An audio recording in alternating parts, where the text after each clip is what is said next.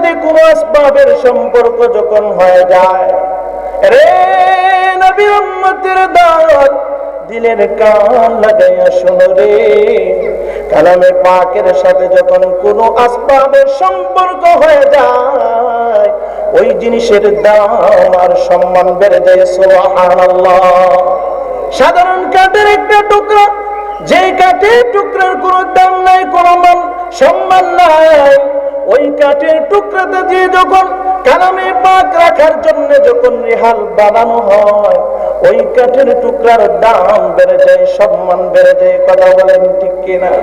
আরে ভাই, কোন বেনামাজির পাও যদি ভুলে ওই কালামে পাক রাখার জন্য রেহালের সাথে যদি তার পাটা ভুলেও লেগে যায়, নামাজ পড়ে না, সে আল্লাহর বিধি বিধানগুলোকে ওই রকম ভাবে পালন করে না, ভুলে তার পাটা কালামে পাকের রেহালের সঙ্গে যদি লেগে যায়, আক্ষেপ আর দুঃখের সাথে আহ বলে একটা চিৎকার মারে, আর মনে মনে ভাবতে থাকে, আহারে আমার জীবনে বড় অপরাধ হয়ে গেছে, আমার জীবনে বড় অন্যায় হয়ে গেছে, কালামে পাক রাখার রেহালের সাথে আমার পাটা লেগে গেছে। কথা বলেন ঠিক কিনা? শুধু তাই নাই, যে কাপড়ের কোনো দাম নাই, যে কাপড়ের কোনো মূল্য নাই, কাপড় দিয়া কিন্তু পায়ের মোজাও বানানো হয়। কথা বলেন ঠিক কিনা? ঠিক ওই কাপড় দিয়ে যখন, কাপড়ের টুকরা দিয়ে যখন কালামে পাকের গেলাপ বানানো হয়, ওই কাপড়ের দাম বেড়ে যায়, সম্মান বেড়ে যায়। ওই কাপড়ের সাথে যদি কোনো বেনামাজির পাও যদি লেগে যায়, বেনামাজি দুঃখের সাথে কষ্টের সাথে আহ বলে একটা চিৎকার দেয়। কথা বলেন ঠিক কিনা? হায় রে, আমার বড় অপরাধ হয়ে গেছে, কালামে পাকের রেহালের সাথে, আমার কালামে পাকের গিলাপের সাথে আমার পাটা লেগে গেছে। আল্লাহর কাছে দোয়া করতে থাকে, আল্লাহ জীবনে বড় অন্যায় করে ফেলেছি, অপরাধ করে ফেলেছি, কালামে পাকের গিলাপের সাথে আমার পাটা লেগে গেছে। কথা বলেন ঠিক কিনা?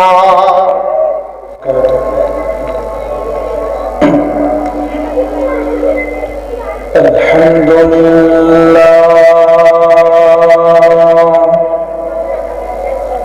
আলহামদুলিল্লাহিল্লাযী খালাকাল ইনসানা ওয়া কাররামা ওয়া আল্লামাহু মিনাল বায়ানি মা লাম ইয়া'লাম। فسبحان الذي لا يحصى امتنانه باللسان ولا بالقلم، ونشهد أن لا إله إلا الله وحده لا شريك له، ونشهد أن سيدنا وسندنا وحبيبنا ومولانا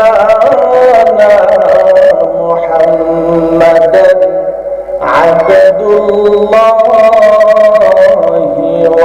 ورسوله. أما بعد، فأعوذ بالله من الشيطان الرجيم. بسم الله الرحمن الرحيم.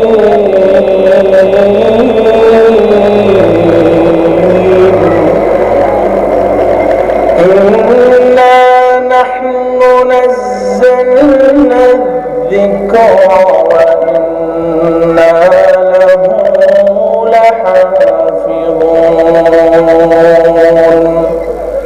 صدق الله العظيم.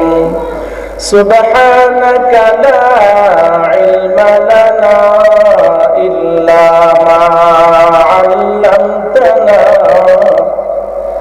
ইন্নাকা আনতাল আলিমুল হাকীম। সবাই মুহাব্বতের সাথে দুরূদ পাঠ করি।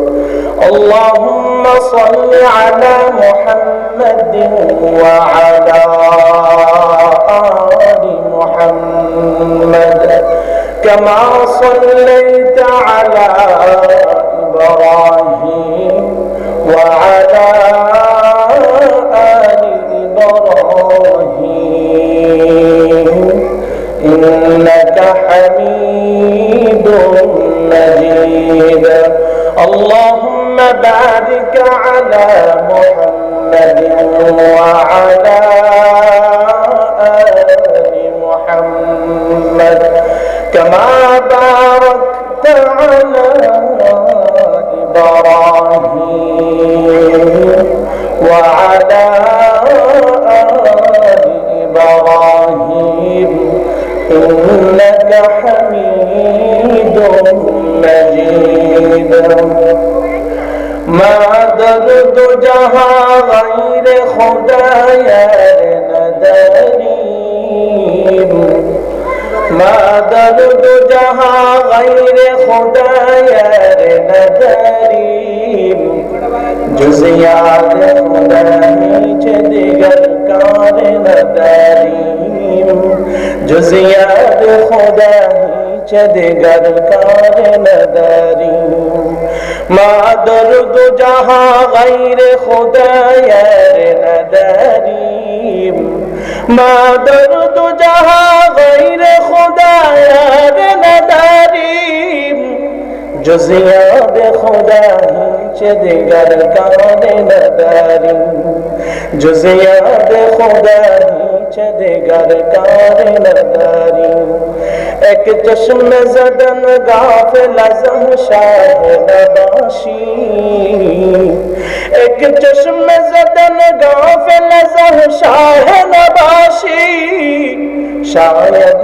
گناہگار ہے گناہگار نباشی شاید گناہگار ہے گناہگار نباشی بلغ العلا بکمالہ كشف الدجى بجماله بلغ العلا بكماله كشف الدجى بجماله حسنت جميع خصاله حسنت جميع خصاله صلوا عليه وآله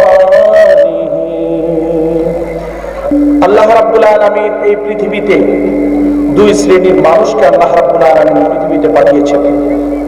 এক নম্বর হলো নবী এবং রাসূলদেরকে আল্লাহ তাআলা পৃথিবীতে প্রেরণ করেছেন। দুই নম্বর হলো সাধারণ মানুষদেরকে আল্লাহ তাআলা পাঠিয়েছেন। কথা বলেন ঠিক কিনা? প্রশ্ন হলো কেন আল্লাহ রাব্বুল আলামিন নবী এবং রাসূলদেরকে পৃথিবীতে প্রেরণ করেছেন এবং কেন আল্লাহ রাব্বুল আলামিন তাদের উপর কিতাব নাজিল করেছেন? প্রশ্ন হয় কি হয় না? কি প্রয়োজন ছিল নবী এবং রাসূলদেরকে পৃথিবীতে পাঠানো? কি প্রয়োজন ছিল তাদের উপর কিতাব নাজিল করা? কেনই বা তাদের উপর কিতাব নাজিল করা হলো? কেনই বা আল্লাহ রাব্বুল আলামিন তাদেরকে পৃথিবীতে পাঠালেন? এই জিনিসটা বোঝার জন্য, এই কথাটুকু বোঝার জন্য আমি সামান্য একটু সময় আপনাদের থেকে নিচ্ছি। ধরেন আমি যদি 20,000 30,000 টাকার দামের একটা মোবাইল ফোন কিনি, এই মোবাইল ফোন কিনলে আমাকে মোবাইল ফোনের সাথে একটি গাইড বুক দেয়, সাজেশন বুক দেয় কি দেয় না? কেন দেয়? এই মোবাইল ফোনটাকে আপনি কিভাবে ইউজ করবেন, কিভাবে ব্যবহার করবেন, কিভাবে ব্যবহার করলে, কিভাবে ইউজ করলে দীর্ঘ সময় পর্যন্ত আপনি এই মোবাইলটাকে খুব ভালোভাবে ইউজ করতে পারবেন, ব্যবহার করতে পারবেন, এই দিক নির্দেশনাগুলো এই গাইড বুকের মধ্যে দেওয়া থাকে। কথা বলেন ঠিক কিনা? ঠিক তেমনি ভাবে আপনি যদি 50,000 টাকা দামের একটি আইফোন আপনি ক্রয় করেন, সেটির সঙ্গে একটা গাইড বুক, সাজেশন বই আপনাকে দেওয়া হবে। তবে সেই সাজেশন বই এবং গাইড বুকের কোয়ালিটিটা আগের চাইতে একটু উন্নত হবে, সেটার মধ্যে আরো কিছু বৃদ্ধি করা হবে, সেটার মধ্যে আরো উন্নত তো কিছু সাজেশন আপনার জন্য আমার জন্য থাকবে, কিভাবে আপনি আইফোনকে ইউজ করবেন, কিভাবে আপনি আইফোনকে ইউজ করলে, ব্যবহার করলে আপনি দীর্ঘদিন পর্যন্ত এটাকে ইউজ করতে পারবেন, সেই সাজেশনগুলো সেটার মধ্যে দেওয়া থাকে। কথা বলেন ঠিক কিনা? ঠিক তেমনি ভাবে একটা কম্পিউটার কিনলে তার সঙ্গে আপনাকে সাজেশন একটা বুক দেওয়া হয়, আপনাকে একটা গাইড বুক দেওয়া হবে, যেই কিনে তাকে একটা গাইড বুক দেওয়া হবে। ঠিক তেমনি ভাবে কেউ যদি 2 কোটি 3 কোটি টাকা দিয়ে একটা দামি একটা গার্মেন্টসের জন্য, কোম্পানি ফ্যাক্টরির জন্য যদি কেউ একটা মেশিন তৈরি করে, তার সঙ্গে শুধু গাইড বুকই দেয় না, কোম্পানি তার সাথে একজন ইঞ্জিনিয়ারকে দেয়। কথা বলেন ঠিক কিনা? কেন ইঞ্জিনিয়ারকে দেয়? এই মেশিনটাকে কিভাবে ব্যবহার করতে হবে, কিভাবে ইউজ করতে হবে, কিভাবে চালাইলে পরে কোম্পানি উন্নতি লাভ করতে পারবে, কিভাবে চালাইলে পরে কোম্পানির লাভ হবে, কোম্পানি এটাকে বিদেশ পর্যন্ত আমদানি করতে পারবে, সেই জন্য ইঞ্জিনিয়ারকে সাথে দেওয়া হয়। কথা বলেন ঠিক কিনা? তাহলে একটা মোবাইল ফোন কিনলে যদি তার সঙ্গে গাইড বুক দেওয়ার প্রয়োজন হয়, একটা দামি মোবাইল কিনলে যদি তার সঙ্গে উন্নত একটা গাইড বুক দেওয়ার প্রয়োজন হয়, একটা কম্পিউটার কিনলে যদি তার সঙ্গে একটা সিডি দেওয়া হয়, একটা দামি মেশিন ক্রয় করলে যদি তার সঙ্গে একজন ইঞ্জিনিয়ারের প্রয়োজন হয়, তাহলে আল্লাহ রাব্বুল আলামিন এই পৃথিবীতে আশরাফুল মাখলুকাত, সর্বশ্রেষ্ঠ মানুষকে আল্লাহ দুনিয়াতে পাঠাবেন, আর তাদের সঙ্গে গাইড বুক এবং ইঞ্জিনিয়ার অর্থাৎ নবী এবং রাসূলদেরকে আল্লাহ পাঠাবেন না। এটা কোনোভাবে হতে পারে না। কথা বলেন ঠিক কিনা? সেই জন্য আল্লাহ রাব্বুল আলামিন পৃথিবীতে লক্ষাধিক পয়গম্বর আল্লাহ রাব্বুল আলামিন পৃথিবীতে প্রেরণ করেছেন, এবং আল্লাহ রাব্বুল আলামিন 4টা বড় কিতাব নাজিল করেছেন, এবং ছোট 100খানা কিতাব আল্লাহ তাআলা নাজিল করেছেন। তার মাঝে আল্লাহ রাব্বুল আলামিন সর্বশ্রেষ্ঠ মহাগ্রন্থ আল কোরআন পৃথিবীতে আল্লাহ বিশ্বনবী মুহাম্মদুর রাসূলুল্লাহ সাল্লাল্লাহু আলাইহি ওয়াসাল্লামের উপর অবতীর্ণ করেছেন। অন্যান্য যে কিতাবগুলো আল্লাহ তাআলা নাজিল করেছিলেন, তাওরাত, ইনজিল, জাবুর, সেগুলো নবীদের উপর আল্লাহ তাআলা নাজিল করেছিলেন নির্দিষ্ট সময়ের জন্য, নির্দিষ্ট গোত্রের জন্য, নির্দিষ্ট এলাকার জন্য, নির্দিষ্ট মেয়াদি। কিন্তু আমাদের পয়গম্বরের উপর আল্লাহ রাব্বুল আলামিন যে মহাগ্রন্থ আল কোরআন নাজিল করেছেন, সেটা কিয়ামত পর্যন্ত এই পৃথিবীর মাঝে সংবিধান রূপে থাকবে। কথা বলেন ঠিক কিনা? এটা কেমন কিতাব, কেমন গ্রন্থ, কেমন কালাম আমাদের নবীর উপর যেটা আল্লাহ তাআলা নাজিল করেছেন। এই কালামের সাথে যখন কাহারো সম্পর্ক হয়ে যায়, এই কালামের সাথে যখন কাহারো মুনাসাবাত হয়ে যায়, সেই জিনিসের দাম বেড়ে যায়। সুবহানাল্লাহ। আমাদের নবীর উপর এই কালাম অবতীর্ণ হওয়ার পূর্বে নবীর নাম ছিল মুহাম্মদ ইবনে আব্দুল্লাহ। যখন আমাদের নবীর উপর কোরআন নাজিল হয়ে গেল, তখন নবীর মর্যাদা সম্মান আরো বৃদ্ধি পেয়ে গেল, তখন হয়ে গেলেন মুহাম্মদুর রাসূলুল্লাহ সাল্লাল্লাহু আলাইহি ওয়াসাল্লাম। মক্কায় কোরআন অবতীর্ণ হওয়ার পূর্বে মক্কার নাম ছিল বাক্কা। মক্কার সম্পর্ক যখন কালামে পাকের সাথে হয়ে গেছে, মক্কায় যখন কোরআন নাজিল হয়ে গেছে, মক্কার সম্মান আর মর্যাদা বেড়ে গেছে, এখন নাম হয়ে গেছে মক্কাতুল মুকাররমা। সুবহানাল্লাহ। মদিনায় কোরআন নাজিল হওয়ার পূর্বে তার নাম ছিল ইয়াসরিব। মদিনায় যখন কোরআন নাজিল হলো, মদিনার সম্পর্ক যখন কালামে পাকের সাথে হয়ে গেছে, মদিনার দাম সম্মান বেড়ে গেছে, এখন নাম হয়ে গেছে মদিনাতুল মুনাওয়ারা, আলোকিত শহর। সুবহানাল্লাহ। শুধু তাই নয়, যে পাহাড়কে কেউ চিনত না, কেউ জানতো না, যেই পাহাড়ের কোনো সম্মান ছিল না, মর্যাদা ছিল না, সেই পাহাড়ের সম্পর্ক যখন কালামে পাকের সাথে হয়ে গেছে, সেই পাহাড়ের দাম বেড়ে গেছে, মূল্য বেড়ে গেছে। যেই পাহাড়ের উপর কোরআন নাজিল হয়েছে, গারে হেরা, সেই পাহাড়ের দাম এবং মূল্য বেড়ে গেছে। হাজী সাহেবরা যখন মক্কা মদিনায় হজ করার জন্য যায়, সেই পাহাড়ে, সেই গুহার মধ্যে 2 রাকাত নামাজ পড়লে তাদের মনের মাঝে প্রশান্তি লাভ পায় না। কথা বলেন ঠিক কিনা?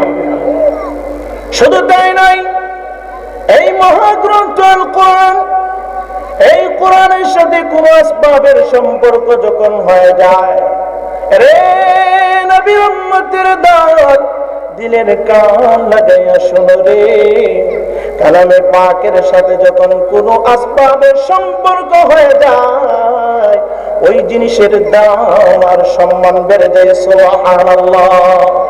সাধারণ কাঠের একটা টুকরা, যে কাঠের টুকরার কোনো দাম নাই, কোনো সম্মান নাই, ওই কাঠের টুকরাতে দিয়ে যখন কালামে পাক রাখার জন্য যখন রেহাল বানানো হয়, ওই কাঠের টুকরার দাম বেড়ে যায়, সম্মান বেড়ে যায়। কথা বলেন ঠিক কিনা?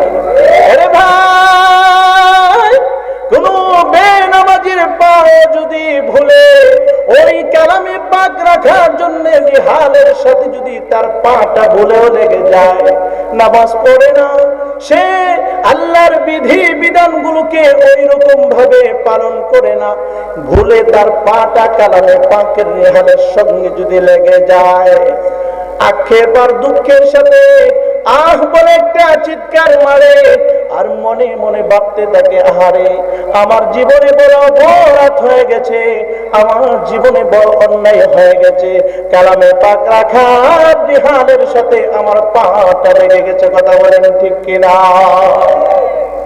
শুধু তাই নাই, যে কাপড়ের কোনো দাম নাই, যে কাপড়ের কোনো মূল্য নাই, কাপড় দিয়া কিন্তু পায়ের মোজাও বানানো হয়। কথা বলেন ঠিক কিনা?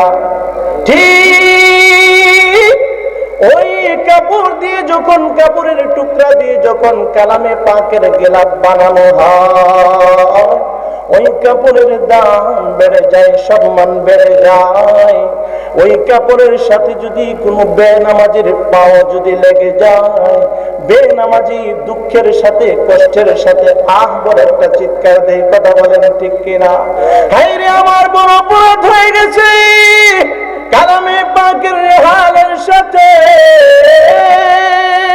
আমার কালামে পাকের গিলাপের সাথে আমার পাটা লেগে গেছে।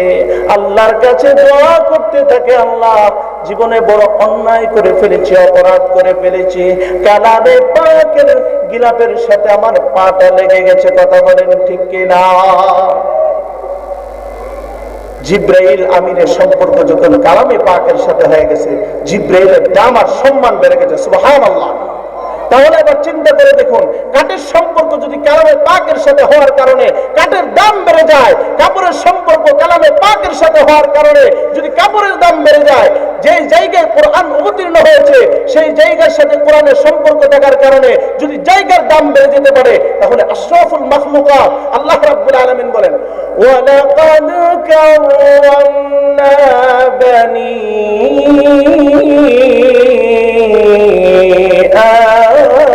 আদম। আমি আল্লাহ বনি আদমকে শ্রেষ্ঠত্ব দান করেছি, সমস্ত মাখলুকের উপর আমি আল্লাহ বনি আদমকে শ্রেষ্ঠত্ব দান করেছি। ওই শ্রেষ্ঠ মাখলুকের সম্পর্ক যদি কালামে পাকের সাথে হয়ে যায়, তার সম্মান আর মর্যাদা কত বেশি হবে। দুনিয়ার কেউ তাকে সম্মান দিয়ে না দেখ, আল্লাহ রাব্বুল আলামিন তার হাবিব বিশ্ব নবী রাহমাতুল লিল আলামিন বলেন, দুনিয়ার কেউ তাকে সম্মান দেখ আর না দেখ, দুনিয়ার কেউ তাকে মর্যাদা দেখ আর না দেখ, আল্লাহর নবী বিশ্ব নবী রাহমাতুল লিল আলামিন বলেন, খায়রুকুম মান তাআল্লামাল কুরআনা ওয়া আল্লামা। তোমাদের মধ্যে সবচেয়ে শ্রেষ্ঠ মানুষ হলো তারা যারা নিজেরা কোরআন শিখে এবং অপরকে কোরআন শেখায়। সুবহানাল্লাহ। তারা হবে পৃথিবীর মধ্যে শ্রেষ্ঠ মানুষ। শুধু তাই নয়, আমাদের মধ্যে যখন আমাদের কোনো সন্তানাদি স্কুলের মাঝে প্রতিযোগিতার মাঝে পুরস্কার যদি পায়, তখন দেখবেন এই পুরস্কার পাইলে পরে তার গার্ডিয়ান মা বাবা অনেক খুশি হয় না? খুশি হয়ে গোষ্ঠীর মধ্যে পাড়া প্রতিবেশী লোকদের কাছে বলতে থাকে, আমার সন্তান প্রতিযোগিতায় প্রাইজ পেয়েছে, ক্রেস্ট পেয়েছে, এই বলে কথা বলে কি বলে না? তো যে নাকি হামিলে কোরআন হবে, যে নাকি হাফিজে কোরআন হবে, তার সম্মান আর মর্যাদা কত বেশি, কত বেশি, কত বেশি কিয়ামতের কঠিন ময়দানে, অর্থাৎ যেদিন হাসরের মাঠ কায়েম হবে, আল্লাহ রাব্বুল আলামিন হাফিজে কোরআন, হামিলে কোরআনকে এত সম্মানিত করবেন, এত সম্মানিত করবেন, পৃথিবীর সমস্ত মানুষ যেদিন একত্রিত হবে, অর্থাৎ আউয়ালিন থেকে আখিরিন পর্যন্ত সমস্ত মানুষ যে ময়দানে একত্রিত হবে, সমস্ত পয়গম্বররা যখন যে মাঠে একত্রিত হবে, ওই দিন আল্লাহ রাব্বুল আলামিন পুরস্কৃত করবেন হাফিজে কোরআন আর হামিলে কোরআনকে। সুবহানাল্লাহ, সুবহানাল্লাহ। যেদিন হাসরের মাঠ কায়েম হয়ে যাবে, মানুষগুলো এত পেরেশানিগ্রস্ত হয়ে যাবে, মানুষগুলো এমন ভাবে পাগলের মতো হয়ে যাবে। ইহশারুন নাসু ইয়াউমাল কিয়ামাতি হুফাতান উরাতান গুরলান কামা খুলিকু কামা বাদানা আওয়ালা খালকিন নুঈদু। এ ভাই,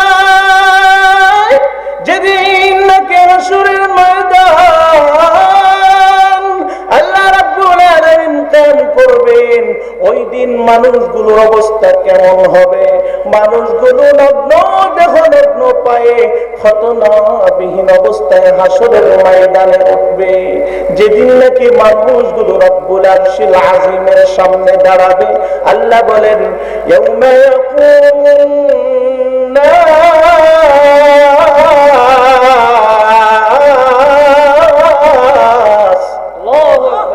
ইয়াউমা ইয়াকুমুন নাস লিরাব্বিল আলামিন।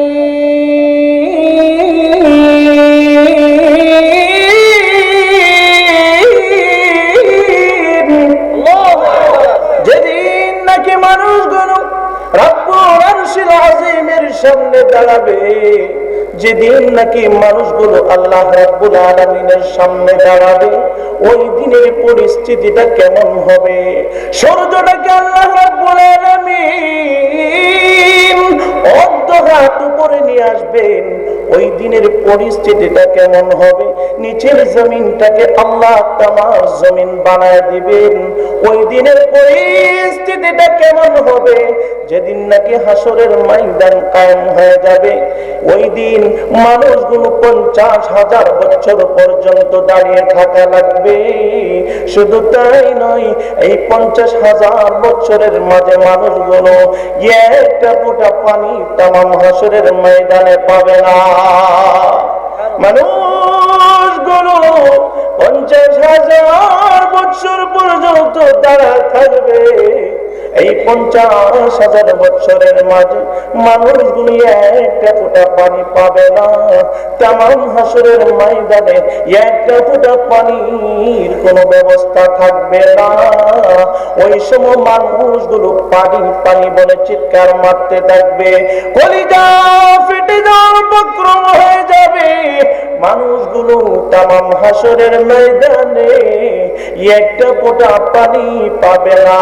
ওই হাসরের ময়দানে আল্লাহ রাব্বুল আলামিন হাফিজে কোরআন, হামিলে কোরআন, কোরআন ওয়ালাকে এমন ভাবে সম্মানিত করবেন, তামাম পৃথিবীর মানুষগুলো দেখবে। সমস্ত পয়গম্বররা পর্যন্ত ওই মাঠের মধ্যে উপস্থিত থাকবে। ওই দিন হাফিজে কোরআন, হামিলে কোরআনকে বলা হবে ইউকালু লিসাহিবিল কোরআন, রে হাফেজে কোরআন, তাকে বলা হবে ইকরা ওয়ারতাকি, তুমি কালামে পাক তেলাওয়াত করতে থাকো রে। ইকরা ওয়ারতাকি, এক একটা আয়াত তুমি তিলাওয়াত করো, আর এক একটা তানা তুমি উঠতে থাকো। কেমন তেলাওয়াত করবে রে, কেমন তেলাওয়াত করবে?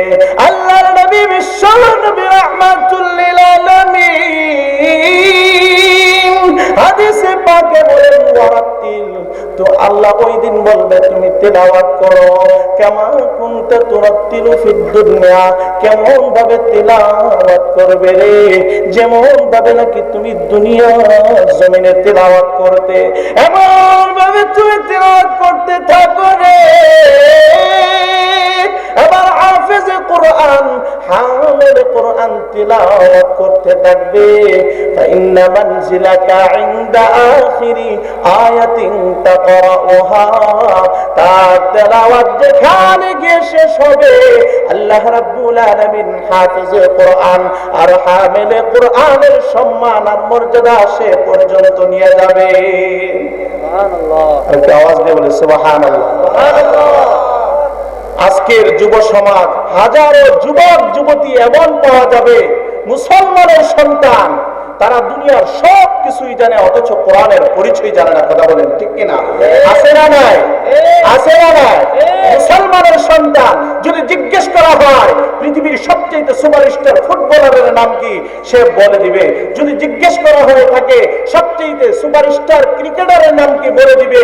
ইন্টারনেট, ফেসবুক, কম্পিউটার সম্পর্কে, ভাইবা সবকিছু সম্পর্কে যদি তাকে জিজ্ঞেস করা হয়, সে ফটাফট বলে দিবে। আফসোস আর পরিতাপের বিষয়, দুঃখের বিষয়, আক্ষেপের বিষয়, হাজারো যুবক যুবতী আমাদের সমাজে আছে যাদেরকে জিজ্ঞেস করলে কোরআনের পরিচয়টা দিতে পারবে না। কথা বলেন ঠিক কিনা? আছে না নাই?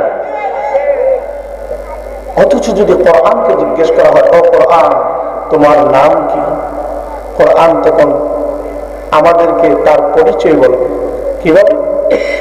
কোরআনকে যদি জিজ্ঞেস করা হয়, ও কোরআন তোমার নাম কি, কোরআন তখন বলবে বাল হুয়া কুরআনুম মাজিদ। আল্লাহু আকবার। আমার নাম কোরআনুল মাজিদ। কোরআনকে যদি আবার জিজ্ঞেস করা হয়, ও কোরআন তোমার কি আর কোন নাম আছে নি, কোরআন তখন বলবে হ্যাঁ আমার নাম আছে। কি নাম? কোরআন বলে ইন্নাহু লাকুরআনুন কারীম। আমি হলাম কোরআনে কারীম। কোরআনকে যদি আমি জিজ্ঞেস করি, ও কোরআন তোমার আর কোন নাম আছে নি, কোরআন তখন বলবে হ্যাঁ আমার আর নাম আছে। কি নাম? কোরআন বলে তাবারাকাল্লাযী নাযালাল ফুরকান। আমার আরেকটা নাম হলো ফুরকান। সুবহানাল্লাহ। কোরআনকে যদি জিজ্ঞেস করো, কোরআন তোমার আর কোন নাম আছে নি, কোরআন তখন বলবে হ্যাঁ আমার আরো নাম আছে। কি নাম? আলিফ লাম মিম। আল্লাহু যালিকাল কিতাব। আমার আরেকটা নাম হলো কিতাব। কোরআনকে যদি জিজ্ঞেস করা হয়, ও কোরআন তুমি থাকো কোথায়, কোরআন তখন বলবে ফি লাউহিম মাহফুজ। কোরআনকে যদি জিজ্ঞেস করা হয়, ও কোরআন তুমি কার উপর কার পক্ষ থেকে দুনিয়াতে অবতীর্ণ হয়েছে, কোরআন তখন বলবে তানজিলুম মির রাব্বিল আলামিন। আমি রব্বুল আলামিনের পক্ষ থেকে অবতীর্ণ হয়েছে। সুবহানাল্লাহ। অথচ আমরা কোরআনের পরিচয় জানি না। কথা বলেন ঠিক না বেঠিক? আমরা অনেকেই বসে আছি কোরআনের পরিচয় জানি না। কথা বলেন ঠিক না বেঠিক?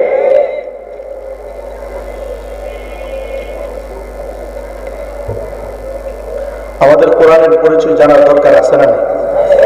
দেখেন কত সুন্দরভাবে কোরআন সে নিজে তার পরিচয় কিভাবে আমাদেরকে দিচ্ছে। কোরআনকে যদি বলা হয়, ও কোরআন তুমি কার পক্ষ থেকে দুনিয়াতে অবতীর্ণ হয়েছ, কোরআন তখন বলবে তানজিলুম মির রাব্বিল আলামিন। আমি রব্বুল আলামিনের পক্ষ থেকে পৃথিবীতে অবতীর্ণ হয়েছি।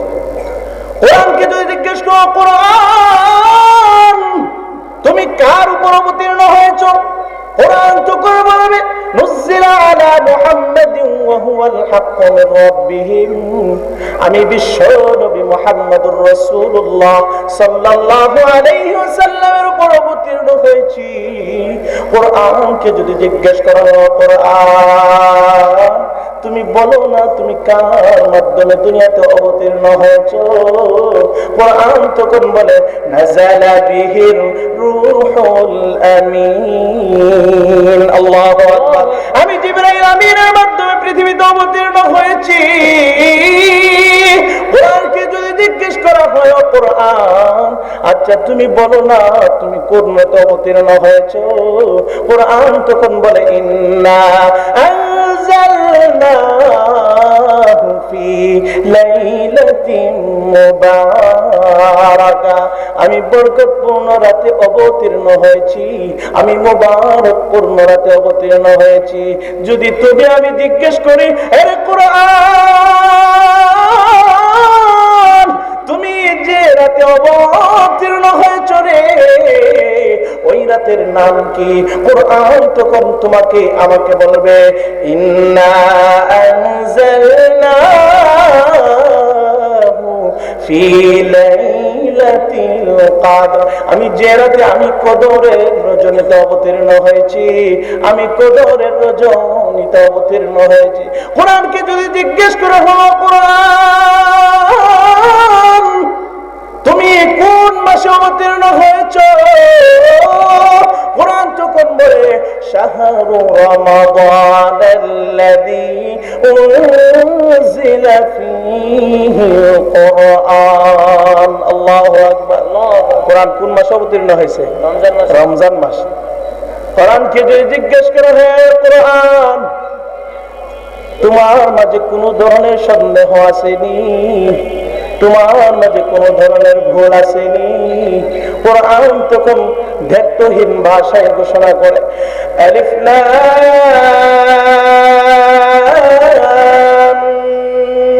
মিম,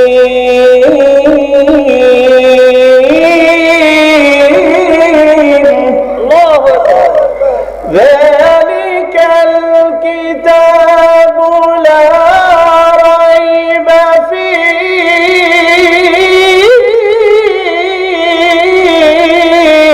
আল্লাহু আকবার। কোরআন তখন দ্ব্যর্থহীন ভাষায় বলে, না না, আমার মাঝে কোনো ধরনের সন্দেহ নাই, আমার মাঝে কোনো ধরনের ভুল নাই। সুবহানাল্লাহ। কোরআনের মাঝে কোনো ধরনের ভুল আছে? এই কথা যদি কেউ বিশ্বাস করে কোরআনে ভুল আছে, তার ঈমান সাথে সাথে চলে যাবে। কথা বলেন ঠিক কি না? আল্লাহ স্পষ্ট করে বলে দিয়েছেন কোরআনের মাঝে কোনো ভুল নাই। সুবহানাল্লাহ। শুধু তাই নয়, কোরআনকে যদি ফের আবার জিজ্ঞেস করা হয়, এরে কোরআন, আসলে কি তোমার মাঝে কোনো ধরনের ভুল নাই? আসলে কি তোমার মাঝে কোনো ধরনের ভুল নাই? তোমার মাঝে কি আসলে কোনো ধরনের সন্দেহ নাই? কোরআন আবার দ্ব্যর্থহীন ভাষায় বলে, লা ইয়াতিহিল বাতিলু মিন বাইনি ইয়াদাইহি ওয়ালা মিন খালফিহি তানজিলুম মিন হাকীমিন হামীদ। না না না না, আমার সামনে থেকে না, আমার পিছন থেকে না, আমার সামনে থেকে না, আমার পিছন থেকে, কোন দিক থেকে আমার মধ্যে সন্দেহ আসতে পারে না, আমার মধ্যে কোন ধরনের ভুল হতে পারে না, আমার মধ্যে কোন ধরনের ভুল প্রবেশ করতে পারে না।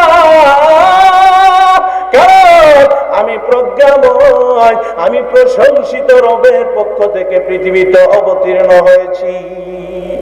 কোরআনকে যদি জিজ্ঞেস করা হয়, এ কোরআন তুমি কোন জায়গায় অবতীর্ণ হয়েছ? কোরআন তখন বলবে, ওয়াহাদাল বালাদিল আমিন। আল্লাহু আকবার। আমি নিরাপদ নগরে, আমি নিরাপদ নগরে অবতীর্ণ হয়েছি। কোরআনকে যদি তুমি আমি জিজ্ঞেস করি, রে কোরআন তোমার ওয়েট কেমন, তোমার মর্যাদা কেমন, তোমার সম্মান কেমন? কোরআন তোকে বলে, আমার সম্মান কেমন জানোনি, আমার মর্যাদা কেমন জানোনি? লাউ আনজালনা হাযাল القرآن على جبل لرأيته خاشعا متصدعا من خشية الله। আরে এই কোরআনকে যদি পুরো পাহাড়ের উপর রেখে দেওয়া হতো, নাজিল করা হতো, ওই পাহাড় আমার ভয়ে ফেটে চৌচির হয়ে সিজদায় পড়ে যেত। সুবহানাল্লাহ। আবার যদি কোরআনকে জিজ্ঞেস করা হয়, কোরআন সত্যিই কি তোমার এত মর্যাদা, সত্যিই কি তোমার এত সম্মান? কোরআন তখন বলে, ইন্না আরাদনাল আমানাতা আলাস সামাওয়াত ওয়াল আরদি ওয়াল জিবাল ফাআবাইনা আন ইয়াহমিলনাহা ওয়া আশফাকনা মিনহা ওয়া হামালাহাল ইনসান। আল্লাহু আকবার। স্বয়ং আল্লাহ বলেন, এই কোরআনকে আমি পাহাড়ের উপর রাখতে চেয়েছি, পাহাড় অস্বীকার করেছে, বলছে আমি পারবো না। এই কোরআনকে আমি আসমানের উপর রাখতে চেয়েছি, আসমানকে গ্রহণ করতে বলেছি, আসমান অস্বীকার করেছে, বলছে আমি পারবো না। এই কোরআনকে আমি জমিনের উপর রাখতে চেয়েছি, জমিন অস্বীকার করেছে, জমিন বলছে আমি পারবো না। ওয়া হামালাহাল ইনসান, এটা মানুষ এটাকে গ্রহণ করেছে। সুবহানাল্লাহ। শুধু তাই নয়, কোরআনকে যদি জিজ্ঞেস করা হয়, ও কোরআন সত্যি কি তুমি আল্লাহর পক্ষ থেকে অবতীর্ণ হয়েছ? আসলেই কি তুমি আল্লাহর পক্ষ থেকে অবতীর্ণ হয়েছো? কোরআন তখন আমাকে আপনাকে তার পরিচয় দিয়ে বলবে, লাউ কানা মিন ইনদি গায়রিল্লাহি লাওয়াজাদুহু ফীহি ইখতিলাফান কাসীরা। আরে অন্ধরে বোকা, তুই কি বুঝছ না, তুই কি দেখছ না, যদি আমি আল্লাহর কালাম না হইতাম, আমি যদি আল্লাহর পক্ষ থেকে অবতীর্ণ না হতাম, আমার মধ্যে ভুল দেখতে পেতি, আমার মধ্যে তো অনেক ধরনের বিভিন্ন ধরনের অহেতুক কথাবার্তা দেখতে পেতি, আমার মাঝে অনেক ধরনের অসঙ্গতি দেখতে পেতি। না না, হাদা মিন ইনদিল্লাহ, আমি আল্লাহর পক্ষ থেকে অবতীর্ণ হয়েছি, সুতরাং আমার মধ্যে কোনো ধরনের সন্দেহ নাই, কোনো ধরনের ভুল নাই। কথা বলেন ঠিক কিনা? জিজ্ঞেস করা হয়, এরে কোরআন তুমি কেন পৃথিবীতে অবতীর্ণ হয়েছো? কোরআন তখন বলবে, মা কানা হাদিসে ইফতারা মিন দুনিল্লাহি ওয়ালাকিন তাসদীকাল্লাযী বাইনা ইয়াদাইহি ওয়া তাফসীলা কুল্লি শাইইন ওয়া হুদা ওয়া রাহমাতাল লিকাওমিন ইউমিনুন। বলেন আল্লাহু আকবার।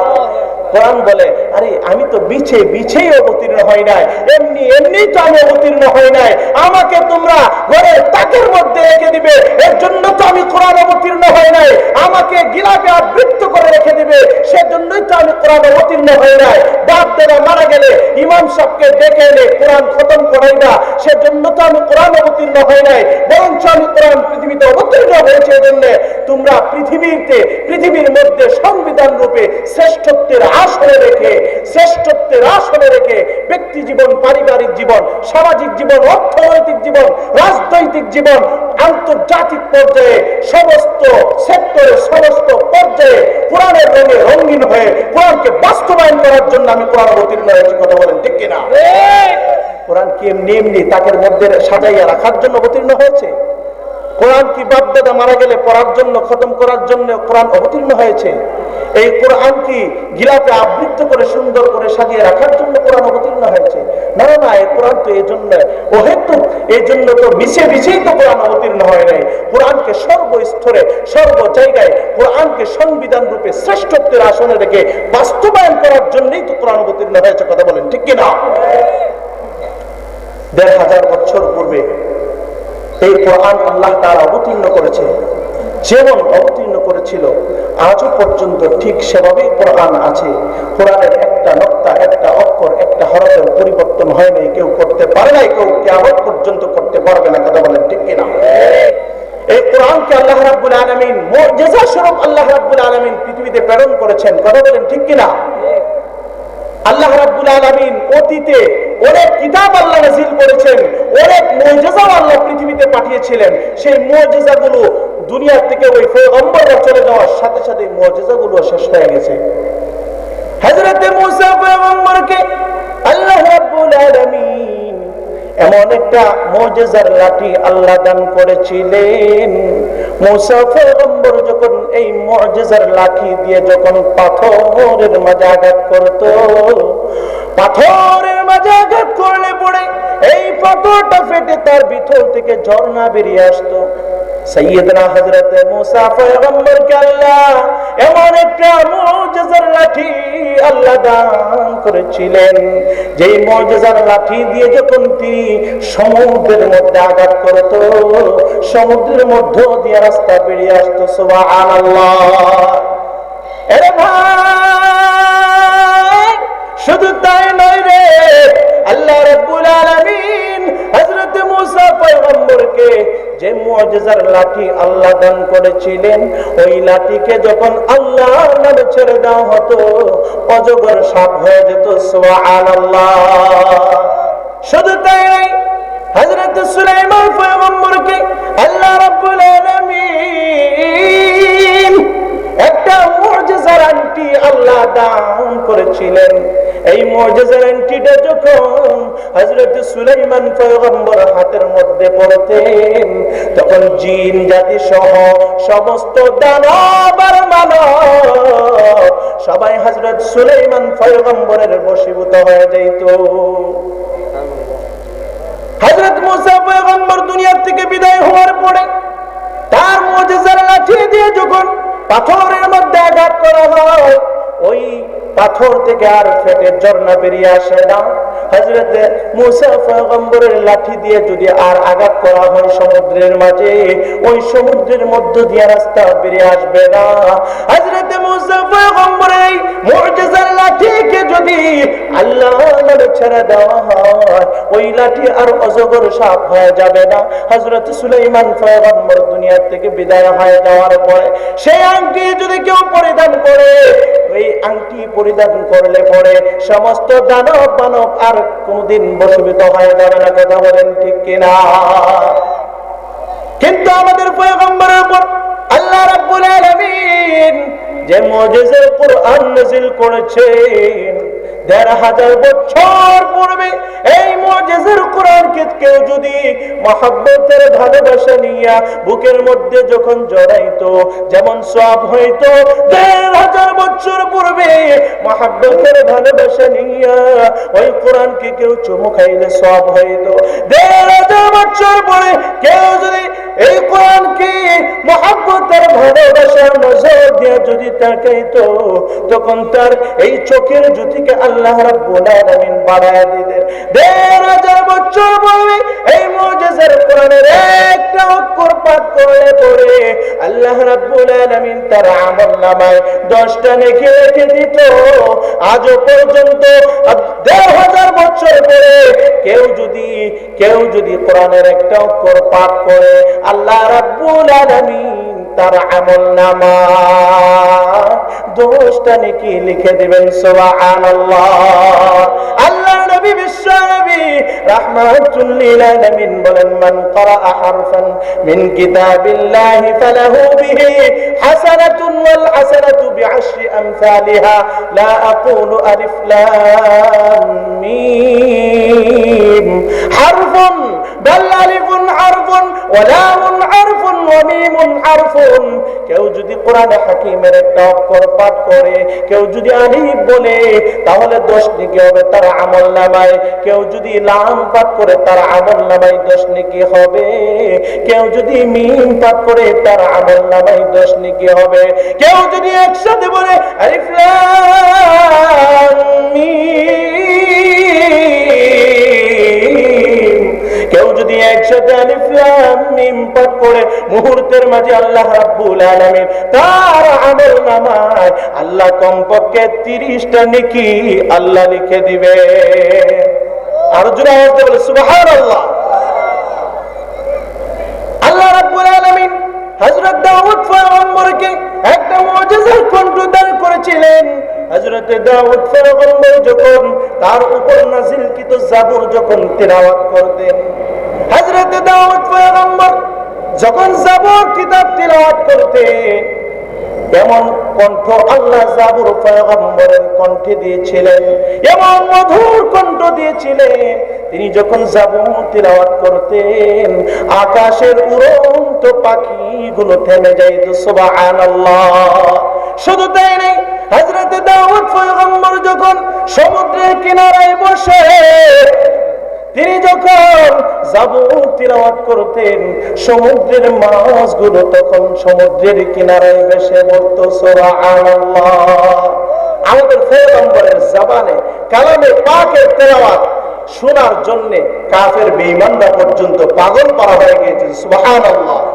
যারা নাকি দিনের বেলায় নবীকে হত্যা করার জন্য ষড়যন্ত্র করত, যারা নাকি দিনের বেলায় নবীকে পৃথিবীর থেকে বিদায় করে দেওয়ার ষড়যন্ত্র করত, গভীর রজনীতে নবীর কণ্ঠে কালামে পাকের তেলাওয়াত না শুনলে তাদের চোখের আরামের ঘুম হারায় যেত। সুবহানাল্লাহ। গভীর রজনীতে আবু জাহেল, উতবা, শাইবা, ওয়ালিদ ইবনে মুগীরা নবীর কণ্ঠে কালামে পাকের তেলাওয়াত শোনার জন্য নবীর বাড়ির চতুর্দিকে গিয়ে দাঁড়ায় থাকত। অথচ দিনের বেলায় তারা নবীর বিরোধিতা করত, কোরআনের বিরোধিতা করত। কথা বলেন ঠিক কিনা? তো আমি আপনাদের সামনে মহাগ্রন্থ আল কোরআনের যে আয়াতটি আমি তিলাওয়াত করেছি, আল্লাহ রাব্বুল আলামিন বলেন, ইন্না নাহনু নাযালনা যিকরা ওয়া ইন্না লাহু লাহাফিজুন। নিশ্চয় আমি জিকির অবতীর্ণ করেছি, জিকির নাজিল করেছি, অর্থাৎ আমি তোমাদের মাঝে কোরআন নাজিল করেছি, আর এই কোরআনের হেফাজত আমি আল্লাহ আমার নিজের হাতে করব। সুবহানাল্লাহ। ব্রিটিশরা ২০০ বছর পর্যন্ত ভারতবর্ষ শাসন করেছে, তাদের একটা মিশন ছিল কোরআনে হাকিমকে নিঃশেষ করে দেওয়ার জন্য, কোরআনে হাকিমকে শেষ করে দেওয়ার জন্য। সেই জন্য তারা লাইব্রেরি থেকে লাইব্রেরিগুলো কোরআন কিনে কিনে তারা পুরো ছারখাড় করে দিয়েছিল। তারা লক্ষ হাজার হাজার হাফেজে কোরআনকে ফাঁসির কাষ্ঠে ঝুলিয়ে তারা হত্যা করেছিল। একটাই উদ্দেশ্য ছিল, কোরআনকে তারা নিঃশেষ করে দিতে চায়, কোরআনকে তারা পৃথিবী থেকে বিদায় করে দিতে চায়, অর্থাৎ কোরআনকে পৃথিবী থেকে নিঃশেষ করে দিতে চায়। অথচ তারা জানে না, এই কোরআনকে যদি যারা নিঃশেষ করতে আসবে তারা নিজেরাই নিঃশেষ হয়ে যাবে। তারা নিজেরাই এমন ভাবে নিঃশেষ হবে যেমন মোম আগুনের সাথে, আগুন আর মোমের মধ্যে যখন আগুন ধরানো হয়, সেই মোম যেরকম ভাবে আগুনের হিটে গলে গলে শেষ হয়ে যায়, ঠিক তেমনি ভাবে যারা কোরআনকে নিঃশেষ করার ষড়যন্ত্র করবে তারা মোমের মতো গলে গলে শেষ হয়ে যাবে। কিয়ামত পর্যন্ত কোরআন টিকে থাকবে পৃথিবীতে। কথা বলেন ঠিক কিনা? আল্লাহ রাব্বুল আলামিন আমাদেরকে এই কোরআন শিখা এবং কোরআন বোঝা, কোরআনের হুকুম অনুযায়ী আমল করার তৌফিক আল্লাহ রাব্বুল আলামিন আমাদেরকে সকলকে দান করুন। এজন্য আমরা সবাই কোরআন শিখার চেষ্টা করব, আমরা কোরআন অনুযায়ী জীবন পরিচালনা করার চেষ্টা করব। আল্লাহ রাব্বুল আলামিন আমাকে এবং আপনাদেরকে এই কথাগুলোর উপর আমল করার তৌফিক দান করুন। ওয়া আখিরু দাওয়ানা আনিল হামদুলিল্লাহি রাব্বিল আলামিন।